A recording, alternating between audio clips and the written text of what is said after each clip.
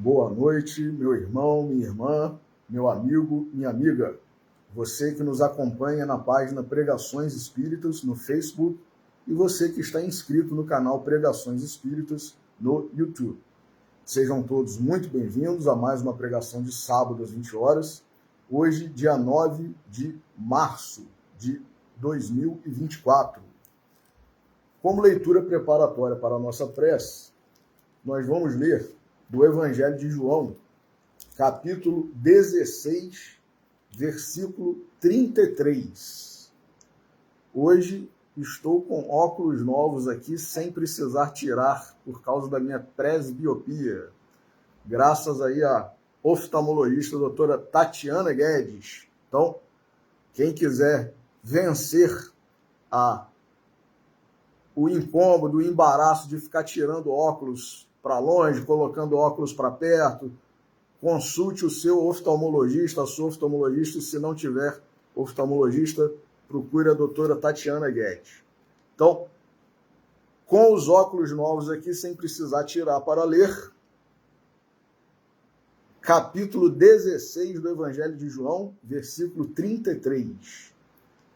É o final da fala de Jesus, depois que ele anuncia a vinda do Consolador prometido, do Paracleto, que ele falou na última ceia ali, né, para os discípulos, e que no sábado passado Glenda fez uma abordagem com o episódio, né, dando ênfase ao episódio do lava-pés, né, como uma exortação que ela fez a nós outros, como preparação para a Páscoa, que acontecerá no final desse mês de março.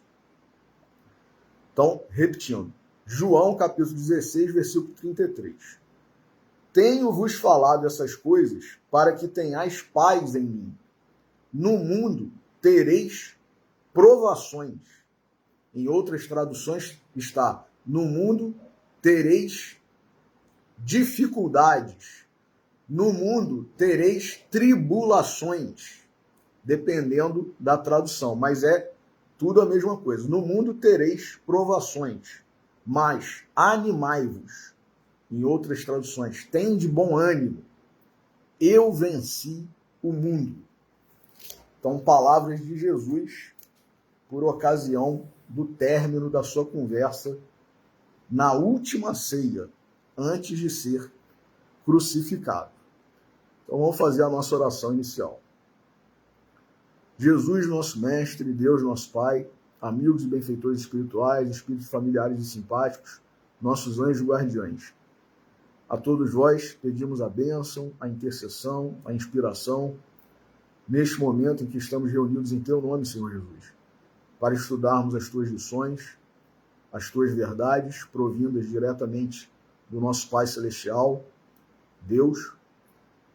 E nesse mês, no ano de 2024, em que nos preparamos para a Tua Páscoa, Senhor, conforme a exortação que Glenda nos fez no último sábado, que nós estejamos mais sintonizados contigo, que nós estejamos mais contritos, reflexivos, porque Tu te sacrificaste, Senhor.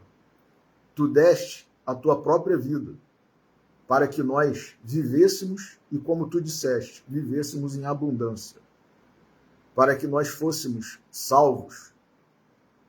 Então, temos que honrar esse sacrifício, essa renúncia, esse amor que Tu vieste nos trazer e, por isso, agradecidos por mais esta bênção, por mais esta oportunidade, pedimos permissão para iniciar a pregação de hoje. Que assim seja. Meus irmãos,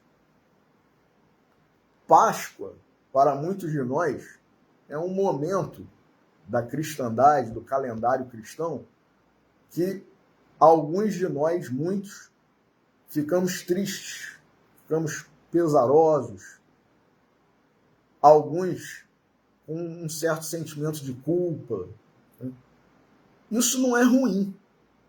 não é ruim, não. Por quê?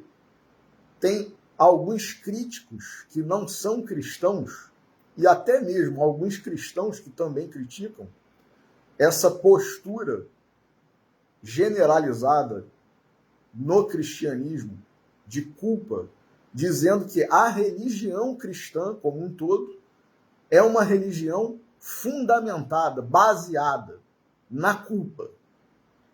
Agora, se nós pararmos para refletir, analisar, né, o que isso causa em cada um de nós, eu particularmente acho interessante. Por quê? Porque se a proposta de Jesus Cristo para nós é uma proposta de renovação, inclusive, ele, com essa mensagem, o episódio da Páscoa, que é a passagem, né, não da vida para a morte, mas sim da morte para a vida, se ele veio propor que nós outros ressuscitássemos, renascêssemos, renovássemos o nosso próprio eu, para que nós pudéssemos ou possamos ser salvos, para que nós possamos alcançar a nossa destinação, a culpa é um elemento, sim, fundamental. Porque se a gente não se sente culpado, a gente não se arrepende e a gente não se renova. Então, quando a gente está no pecado, que, como Paulo muito bem destacou, né, é a morte, né, o pecado gera morte. Quando a gente está no pecado, quando a gente está morto espiritualmente, se a gente não sentir culpa num determinado momento da nossa vida, como que a gente vai querer se renovar? Como que a gente vai querer mudar de vida? Como que a gente vai querer sair do pecado? Não vai acontecer isso. Então, a culpa é sim um elemento importante, primordial, e sem o qual não acontece essa renovação. A culpa é aquela campainha que toca, né? Nós, espíritos, nós sabemos que a lei de Deus está escrita na nossa consciência. Está lá no livro dos Espíritos. Questão, se não me falha a memória, não sei se é 621 ou 631. Agora, me deu um branco aqui, mas é 621 ou 631. Então, está na nossa consciência a lei de Deus. Nós somos criaturas de Deus, filhos de Deus. Se nós não temos essa campainha, esse alerta, esse alarme, que toca quando a gente faz algo que é contrário à lei de Deus, que viola a lei de Deus, quando a gente peca, né, e pecar, vindo do grego lá, né, é um verbo que tem haver, né, tem um significado de errar o alvo, ou seja, a gente não está mirando, a gente não está objetivando, a gente não está desejando, almejando, querendo o certo. Isso que é pecar. Quando a gente peca, quando a gente erra, a gente está mirando num alvo errado.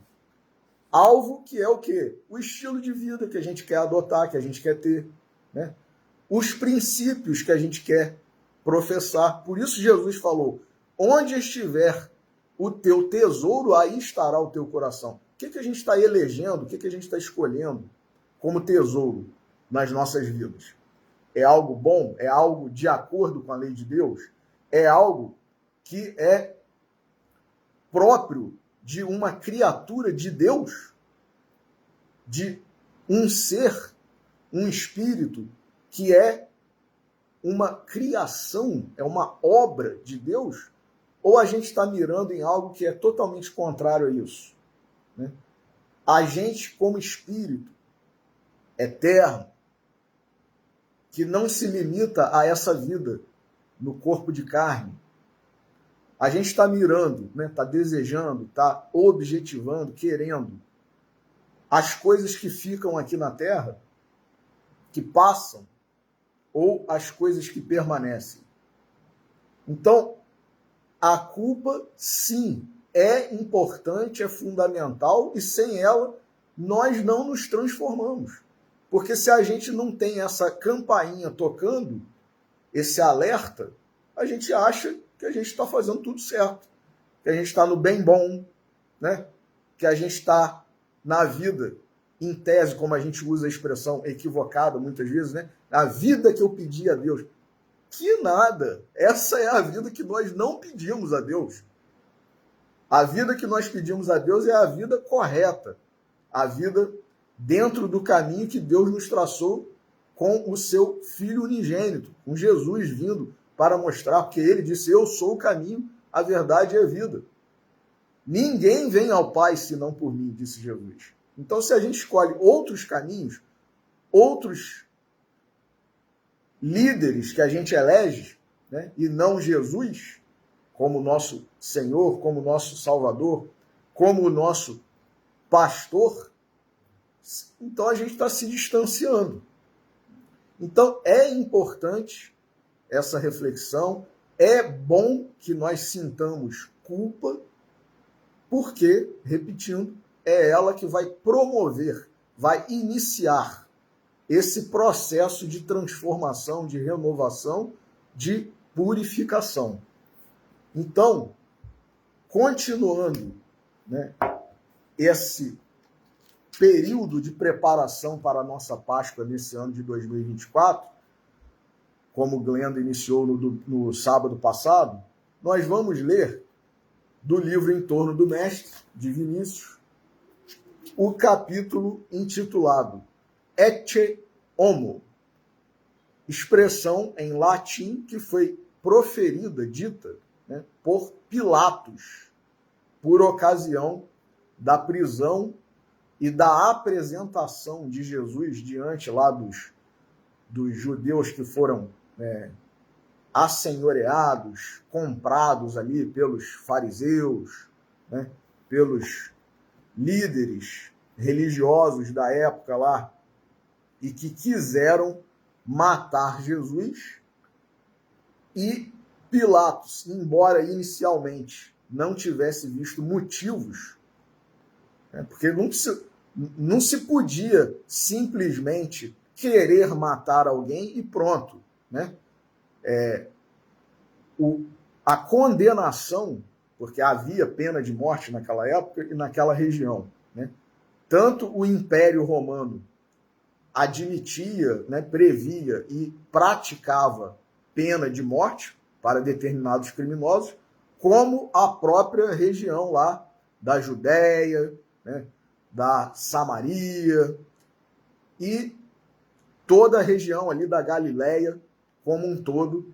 Só que no período em que Jesus estava entre nós, a região ali da Galileia, da Judéia, era dominada, né, pelo Império Romano.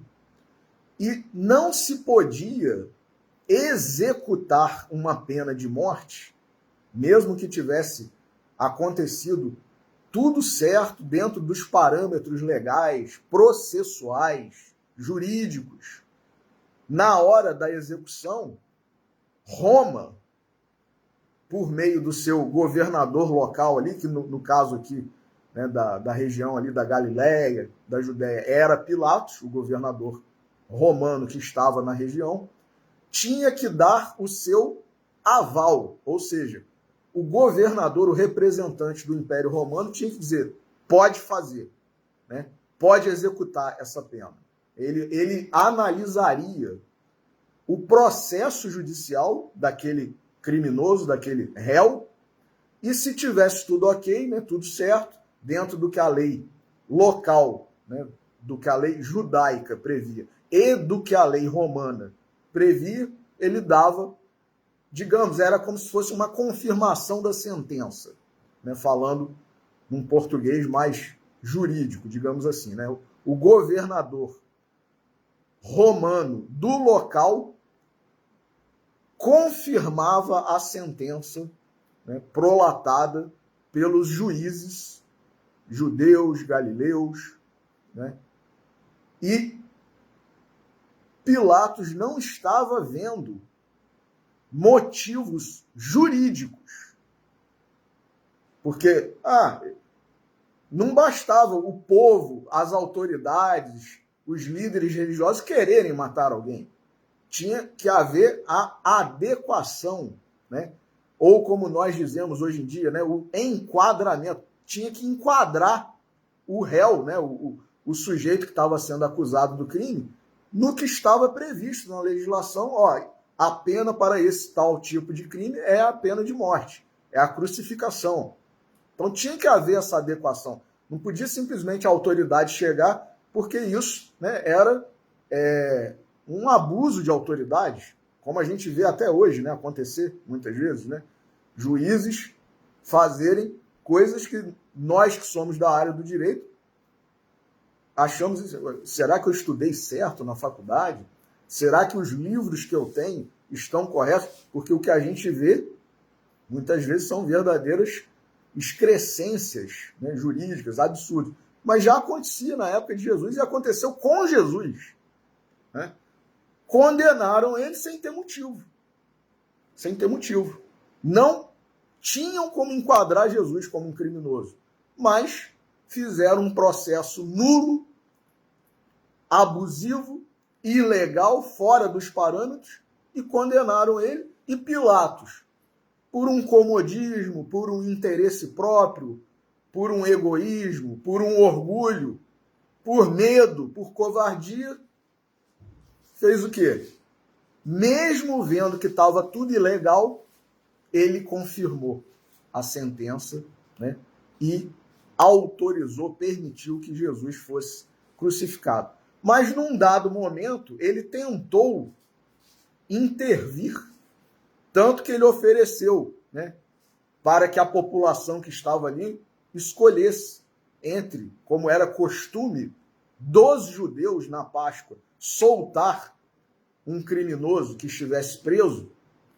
Pilatos, não vendo culpa em Jesus, ele acreditou que se ele oferecesse Jesus e mais um outro, que era comprovadamente um criminoso, né, conhecido, já sentenciado, né, da forma correta, dentro dos trâmites legais, e temido até pela população, como era o caso de Barrabás, por exemplo, era ladrão, era assassino, ele acreditou que se ele oferecesse entre dois, né, um criminoso conhecido, um réu confesso, e outro, um que ele via que era apenas uma vítima, né, de interesses mesquinhos, né, de pessoas que estavam sendo, muitas vezes, né, que foi a mensagem de Jesus, não que ele tivesse esse objetivo, mas a mensagem de Jesus, como está narrado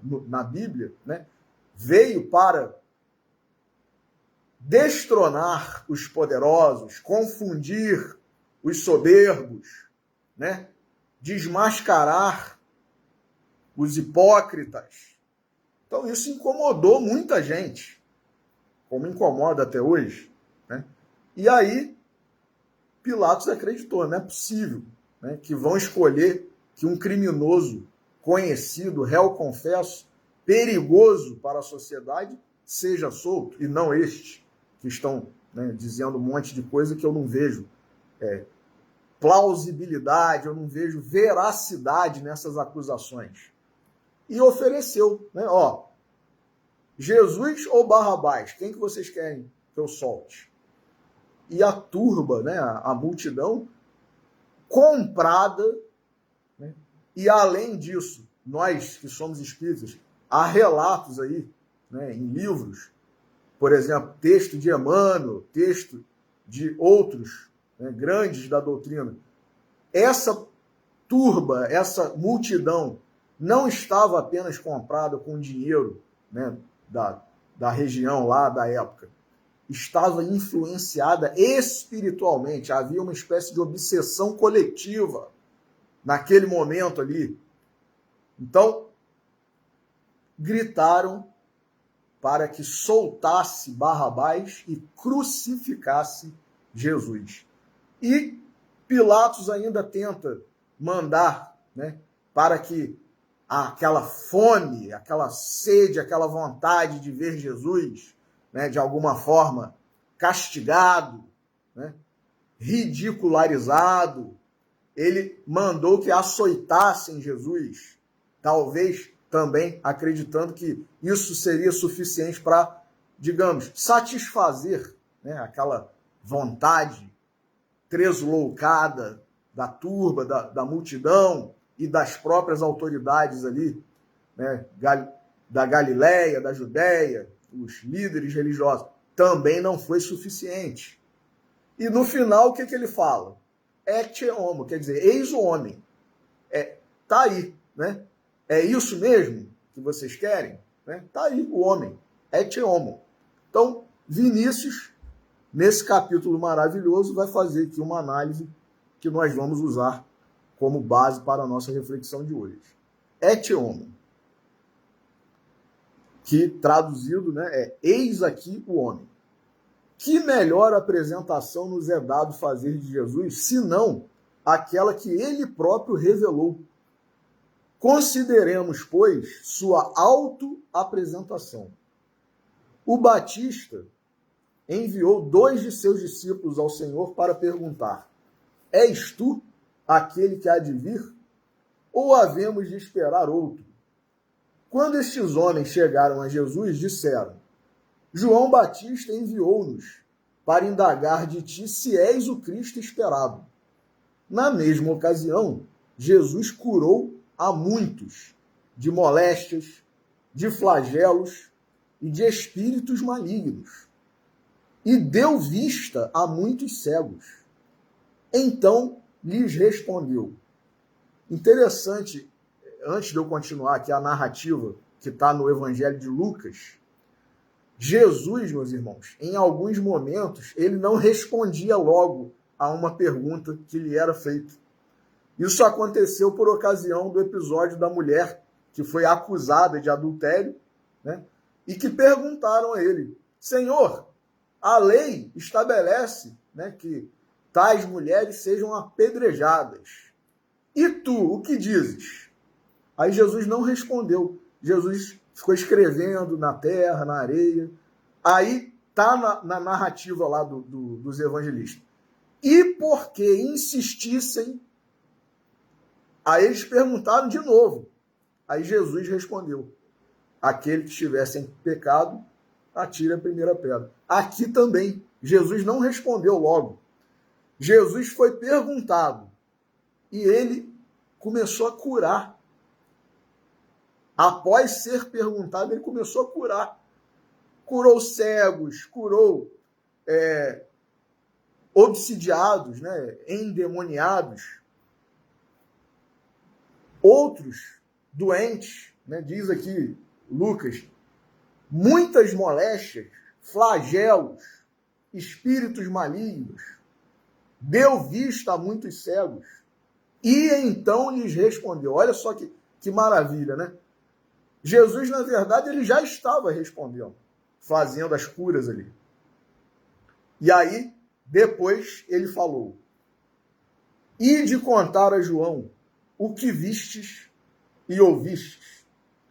Os cegos veem, os coxos andam, os leprosos ficam limpos, os surdos ouvem, os mortos são ressuscitados. Aos pobres anuncia-se-lhes o evangelho. Bem-aventurado é aquele que em mim não achar motivo de tropeço. Que passagem maravilhosa. Lucas capítulo 7, versículos 20 a 23. Diz Vinícius: tal é o Cristo, o amigo e defensor dos humildes, dos oprimidos sofredores. O objeto de sua paixão é o pecador. Olha aí agora o que serviu de base para a introdução da nossa reflexão de hoje, né? O objeto de sua paixão é o pecador. Mas isso significa que Jesus ama aquele que continua praticando pecado, aquele pecador inveterado, né? Aquele pecador renitente. É isso? Não. Jesus ama o pecador como está na parábola que ele próprio contou Jesus.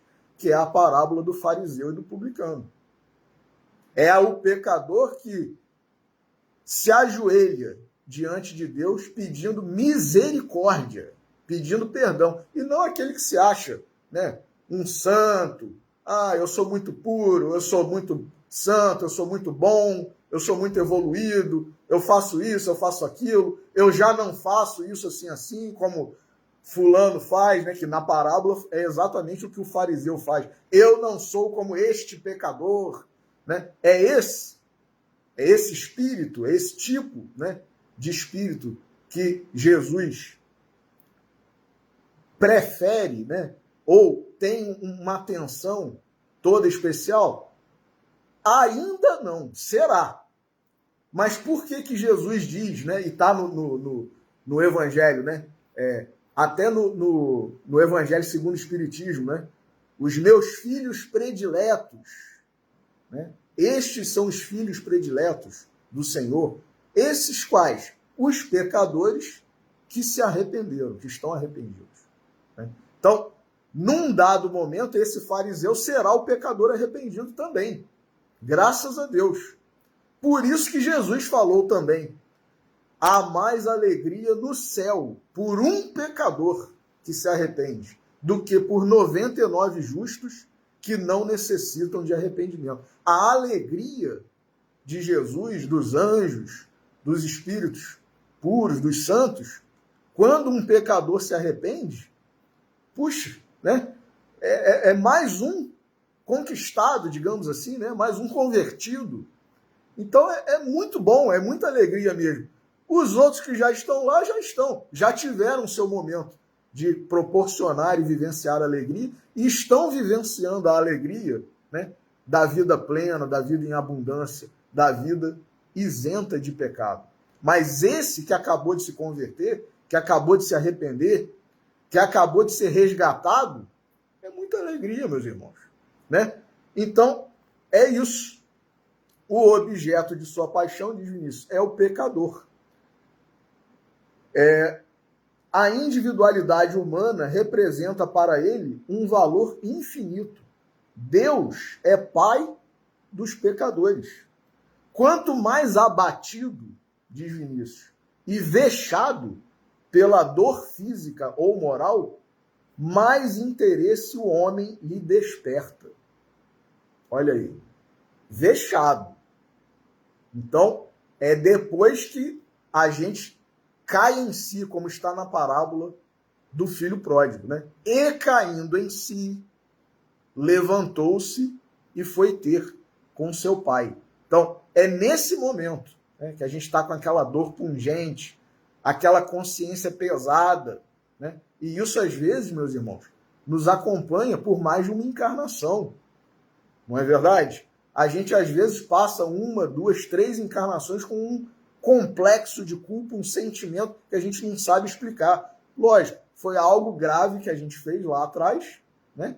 E que, de certa forma, ainda está subconsciente em nós, né? Mas que a espiritualidade, Deus, na sua misericórdia, o próprio Cristo, com as reencarnações, permitem que nós refaçamos, reparemos, né? Consertemos, paguemos e avancemos na estrada evolutiva. Então, Vinícius diz aqui, quanto mais abatido e vexado pela dor física ou moral, mais interesse o homem lhe desperta. Haja vista estes dois exemplos, o leproso e a mulher adúltera. Olha aí. Os leprosos, no tempo em que Jesus passou pela terra, eram corridos a pedradas das cidades e aldeias. Eles eram postos para fora a pedradas. A lei de Moisés os condenava à lapidação se tentassem penetrar nos povoados. Quer dizer, tinha lá, como a gente sabe, né, o Vale dos Leprosos, lá, né, um lugar afastado onde os acometidos, né, da hanseníase, da lepra, eram despejados, né, alocados, ou dirigidos, né, se dirigiam para lá voluntariamente e ficavam lá.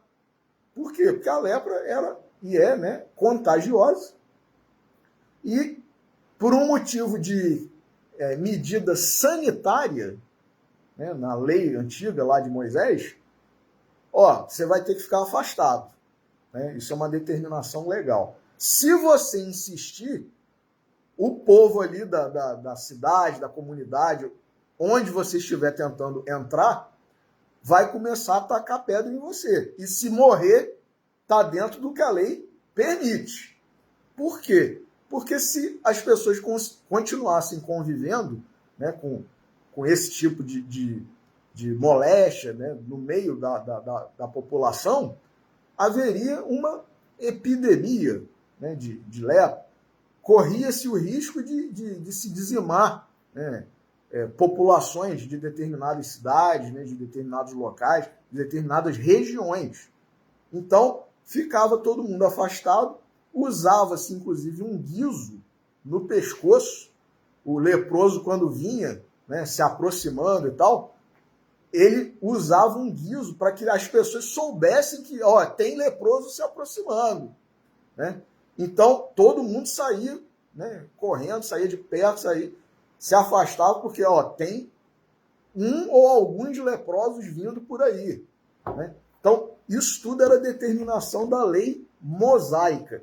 E que, se não fosse obedecido, sujeitava, né, o infrator, né, embora num estado lastimável, né, deplorável, de doente, né, de necessitado de ajuda, mas sujeitava o infrator à lapidação, ao apedrejamento.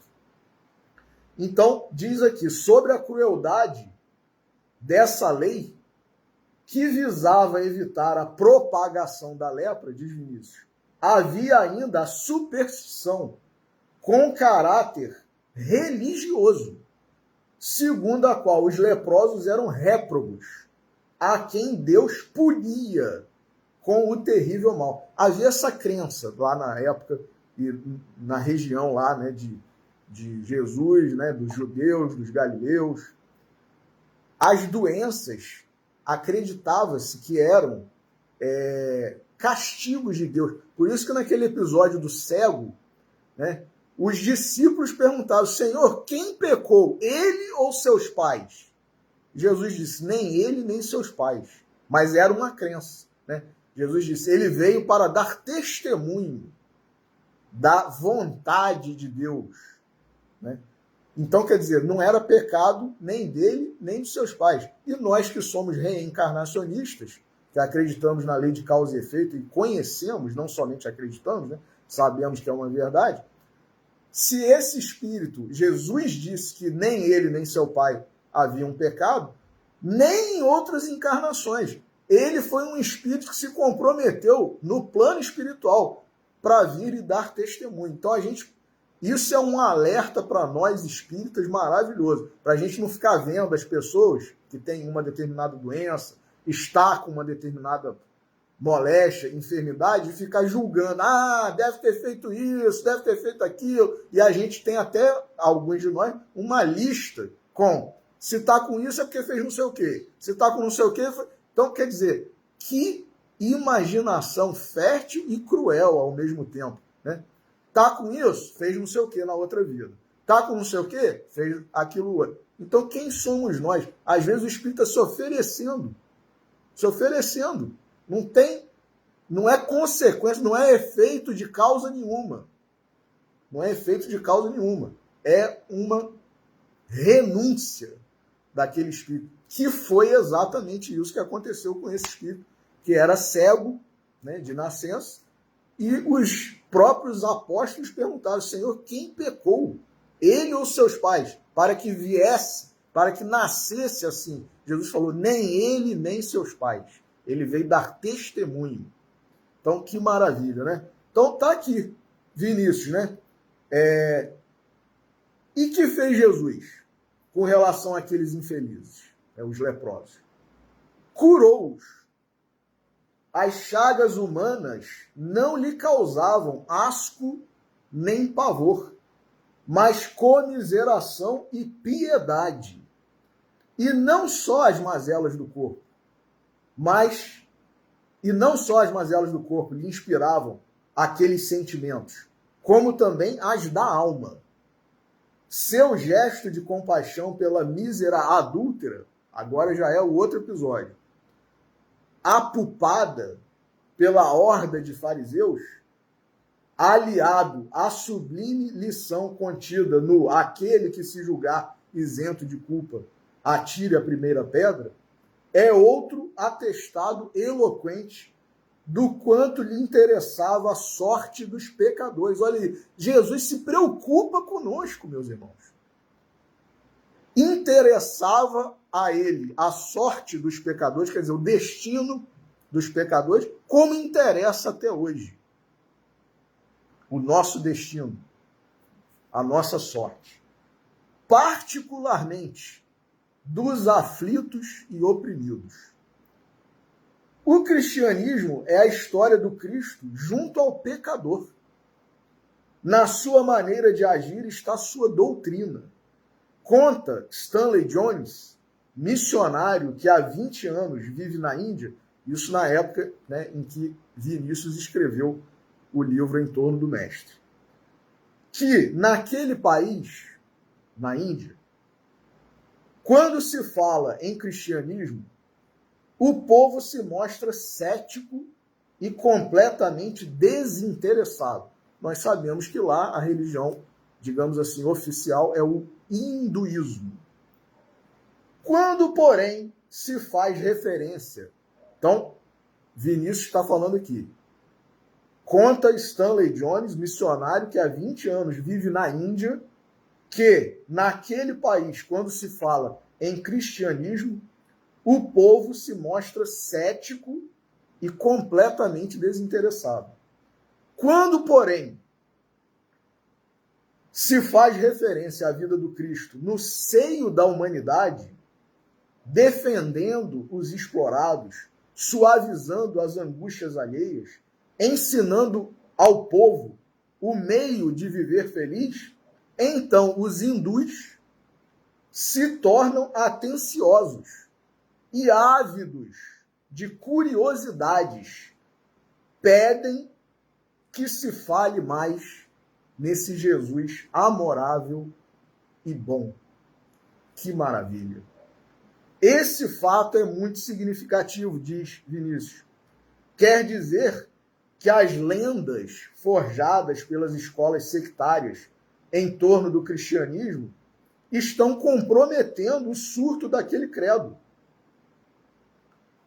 Cumpre, portanto, deixar de lado as teorias, o escolasticismo, os dogmas, os rituais e anunciar Jesus Cristo tal como ele é, qual ele próprio se apresentou aos emissários do Batista, sarando os enfermos, anunciando aos humildes o evangelho do amor, e bem-aventurados aqueles que se não escandalizarem nesse Jesus, que é o real e verdadeiro Cristo de Deus. Não estamos nos tempos das teorias, mas na era dos fatos. O cristianismo não é uma teoria. É o mesmo Cristo revelando as leis divinas à humanidade.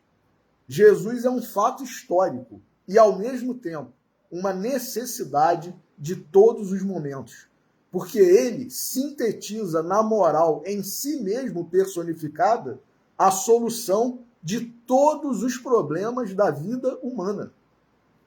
Ecce homo, diz Vinícius.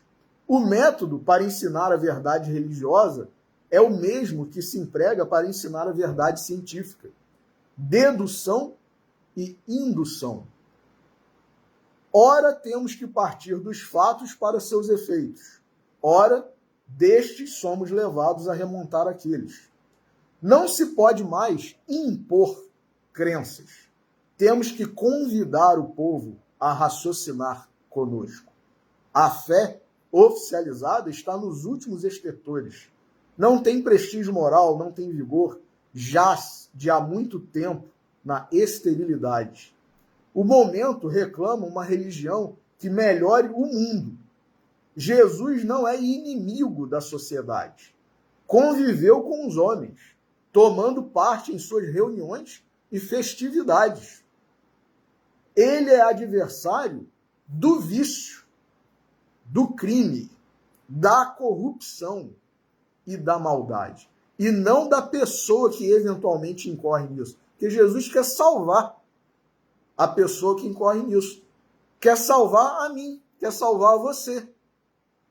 Quer salvar todos nós. Então, o que ele combate? Ele combate a mim quando eu estou pecando? Não, ele combate o pecado. É diferente, é isso que Vinícius está falando aqui. Jesus não é adversário, não é inimigo da sociedade, ele conviveu. E foi exatamente por isso, inclusive, que ele foi hostilizado pelos fariseus, pelos hipócritas. Tu convives, tu te hospedas, tu comes com pecadores, com prostitutas. Quer dizer, você está vivendo aí no meio desses pecadores, desses criminosos, desses imundos. E é exatamente isso que Jesus quer, salvar a todos nós. Disse Jesus, eu não vim para os sãos, mas para os doentes. Se não tivermos desde já o céu em nós mesmos, não poderemos encontrá-lo depois da morte.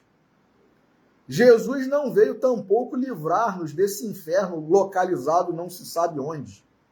Veio tirar o inferno de dentro de nós. Como? Ensinando-nos a conhecer e vencer as paixões egoísticas e animalizadas que nos torturam o espírito e nos aviltam o caráter. Jesus curava e prevenia as enfermidades. Sua terapêutica era curativa e profilática. Vai e não peques mais. A saúde do corpo e do espírito é a lei da natureza. É o normal. A saúde do corpo e do espírito é a lei da natureza. É o normal. As doenças físicas e morais são a anomalia. O distúrbio na vida. Sarando o leproso, Jesus não fez milagre, diz Vinícius. Restabeleceu no pecador a ordem natural. Olha que visão interessante, né? As curas maravilhosas que operou foram todas no sentido de fazer voltar à natureza o que dela estava divorciado. A natureza não é uma criação de Deus, não é uma ordem divina, né? Tanto que a gente até fala, né? A lei divina ou lei natural. Então, natureza tem tudo a ver. Quando a gente está bem, a gente está conforme a natureza. Toda vez que a gente está mal ou que a gente se distancia da natureza, né? Se a gente está mal, a gente está distanciado da natureza. A gente está adulterando a natureza. Ou se a gente está afastado, distanciado, né? Adulterado em termos naturais, né? Se a gente está promovendo artificialidades na nossa vida, no nosso corpo, seja lá o que for, a gente está se afastando, né, da natureza, se afastando da lei natural, da lei divina, da lei de Deus. Então, é o que Vinícius está a dizer. As curas maravilhosas que operou foram no sentido de fazer voltar à natureza o que dela estava divorciado. O pecado está na vida anormal que o homem leva no mundo. Jesus veio normalizá-la. Sua fé é um canto de louvor à natureza. Então Jesus veio, está lá, né? Prefácio de O Evangelho segundo o Espiritismo. Todas as coisas devem ser restabelecidas. Palavras do Espírito de verdade. Prefácio de O Evangelho segundo o Espiritismo. Todas as coisas devem ser restabelecidas. Olha como está de acordo aqui. Olha a convergência. né, do que está lá dito pelo Espírito de Verdade e aqui com que Vinícius está a dizer. E continua ele. Outro característico peculiar a Jesus é a sua atitude de servidor da humanidade, que aí tem a ver com o que Glenda falou no sábado passado, né, o episódio lá do Lava Pés. Não veio para ser servido, mas para servir. Todos os seus atos comprovam esta frase. Sua vida terrena foi toda de dedicação pelo homem. Viveu para outrem. Viver para outrem, como ele viveu, não é uma teoria. É um fato que impressiona profundamente os pensadores. Seus próprios adversários, Strauss e Renan, analisando suas pegadas, acabaram rendendo-se à evidência de seu altruísmo e de seu poder de atração, reconhecendo em tudo que ele fez o fruto de seu imenso amor pela humanidade. Ecce homo. O eclesiasticismo ou imperialismo na esfera religiosa está em franca decadência. O tempo não comporta mais imperialismos em qualquer terreno. Jesus quer ser o que ele é, e não o que a cleresia pretende à viva força que ele seja. Ou mesmo que nós outros pretendemos, né? Que hoje em dia, quem mais quer adulterar e dar interpretações novas, né, a isso e aquilo, a gente vê a Bíblia, né, sendo adulterada, a gente vê as epístolas de Paulo sendo adulteradas, a gente vê a doutrina espírita sendo adulterada. Por quê? Porque é a doutrina espírita que eu quero. Eu quero que a doutrina espírita seja assim, seja assado. Eu quero que a doutrina espírita defenda isso e aquilo. Então, a gente começa a adulterar, olha aí de novo, desnaturar, tirar da natureza, tirar da ordem, tirar da condição de normalidade. Por quê? Por causa do nosso orgulho, do nosso egoísmo. Eu não quero assim, eu não gosto assim, eu quero de tal forma. Eu quero que seja, a partir de agora, eu quero que seja assim. É esse espiritismo que eu quero. Não tem que ser do jeito que a gente quer. Meus irmãos, já passou da hora da gente deixar de ser criança mimada. É o que é. Cresçamos, amadureçamos.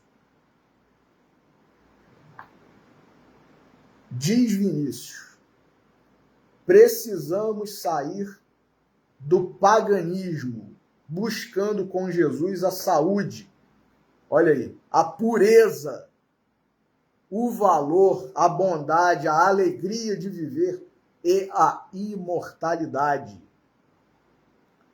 Ele é o modelo a ser imitado, está lá na questão 625 do Livro dos Espíritos. É o médico do corpo e da alma, é o pastor deste rebanho. Onde houver lágrimas a enxugar, chagas e dores a lenir, aí está Jesus, no desempenho da sua missão. Ele é, por excelência, o servidor da humanidade. Vinde a mim, todos vós, que vos achais aflitos e sobrecarregados, e eu vos aliviarei. Ecce homo. A frase de Pilatos, que nos serve de epígrafe, tornou-se célebre, diz Vinícius. E a quem se referia o procônsul romano?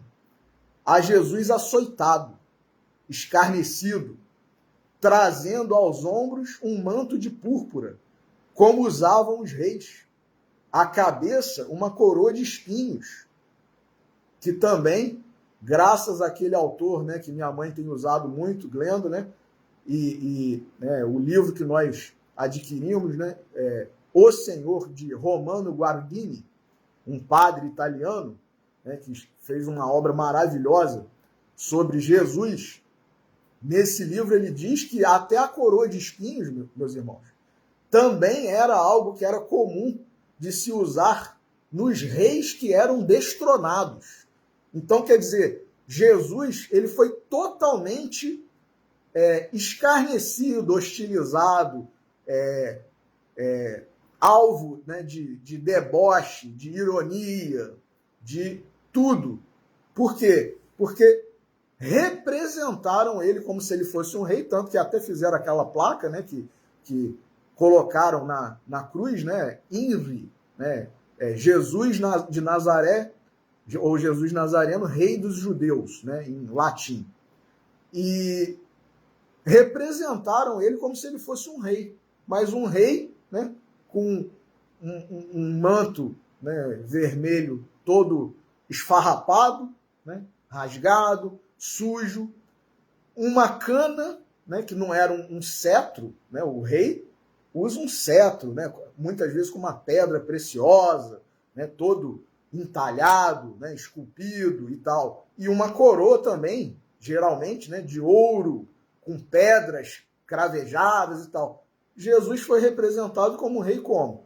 Com um manto, né, surrado, sujo, rasgado, um pedaço de cana, né, na mão, como se fosse um cetro, e uma coroa de espinhos, representando exatamente o rei que havia sido destronado. Então, quer dizer, é isso que Vinícius está falando aqui. A quem se referia o procônsul romano quando ele disse et homo? A Jesus açoitado, escarnecido, trazendo aos ombros um manto de púrpura, como usavam os reis. À cabeça uma coroa de espinhos, como usavam os reis destronados, conforme nos disse Romano Guardini. E na destra uma cana à guisa de cetro. O Cristo de Deus, assim ultrajado e envilecido, sangrando pela fronte e pelo dorso, coberto de pó, suarento e todo em desalinho, foi conduzido ao pretório e dali apresentado ao poviléu, enfurecido pelo representante de César na Palestina. Essa figura trágica do Filho do Homem, sendo uma realidade histórica, é também eloquente símbolo. Vemos através daquela matéria flagelada, daquele corpo contundido, chagado e lastimoso, refulgir em todo o seu esplendor um espírito varonil que se alteia imponente e sublime sobre os troféus da carne abatida e mortificada. Jesus vilipendiado é a imagem do soldado que volta da encarniçada luta. Descalço, magro, olhos macilentos, maltrapilho, mas vitorioso. Repassado de glória, sobraçando virentes louros, colhidos através de sua bravura, de seu heroísmo 1000 vezes comprovado no ardor das refregas e dos combates cruentos. Realmente, em síntese, que nos veio ensinar e que nos exemplificou tão ao vivo o mestre excelso, senão a luta do espírito com a matéria, o que vale dizer da vida com a morte. Ciúmes, invejas, rivalidades e ambição, orgulho, pruridos de domínio, de ostentação, de grandeza, luxúria, comodismo, ócios intermináveis, prazeres que só gratificam os sentidos, inclinações que tendem para a materialidade, vícios que deleitam e embriagam, que fascinam, que desfibram e amolentam, cortejos dos ministros da morte, devem ser tragados na vitória. Imitar a Jesus é servir a humanidade. Conservar a vida é permanecer no seu ideal. E vencer cada um a si mesmo, a viva força, é penetrar o reino dos céus, que é o reino do Espírito, o reino da imortalidade. O ecce homo de Pilatos tornou-se frase de renome, cumprindo assinalar que é, ao mesmo tempo, profundamente simbólica, pois, em realidade, só deve ser apresentado como homem. Aí Vinícius colocou tudo com letra maiúscula, tudo em caixa alta. Somente deve ser apresentado como homem aquele que venceu. E como nós lemos, né, como leitura inicial, no mundo tereis aflições, tende bom ânimo, eu venci o mundo. Só Jesus venceu o mundo até agora, meus irmãos. Então, para terminar, um poema aqui de Vinícius e Arnaldo Barbosa, né, cujo título é Ecce Homo, que é, na verdade, um resumo em forma de poema do texto que nós acabamos de ler. A quem se referia a epígrafe, Pilatos? A Jesus a sofrer todos os desacatos, tendo a cabeça em sangue a coroa de espinhos, pensado pelo pó que voara dos caminhos, a espádua chicoteada, a púrpura do manto, e para completar o escárnio, metro a metro, pusera-se-lhe a destra humílima de santo, a cana recurvada, a guisa então de cetro. E vemos-lhe, através do corpo flagelado, refulgir nesse dia o espírito elevado, no máximo da dor, no máximo esplendor, imponente, pairando na escalada, sobre os troféus da carne assim dilacerada.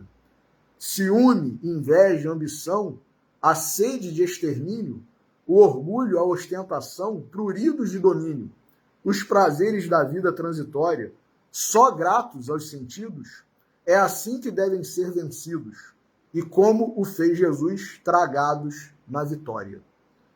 Imitá-lo é dever nosso, ainda que a esmo, aprender cada um a vencer-se a si mesmo. O Ecce Homo de Pilatos, além de frase de renome, que nada mais consome, é um símbolo que os fatos enriqueceu, pois que só deve ser apresentado como homem quem assim, vilipendiado, torturado, venceu. Meus irmãos, fica para nós essa reflexão também como preparação para a nossa Páscoa, né, do ano de 2024, Páscoa do nosso Senhor Jesus Cristo, e que nós tenhamos essa imagem de Jesus.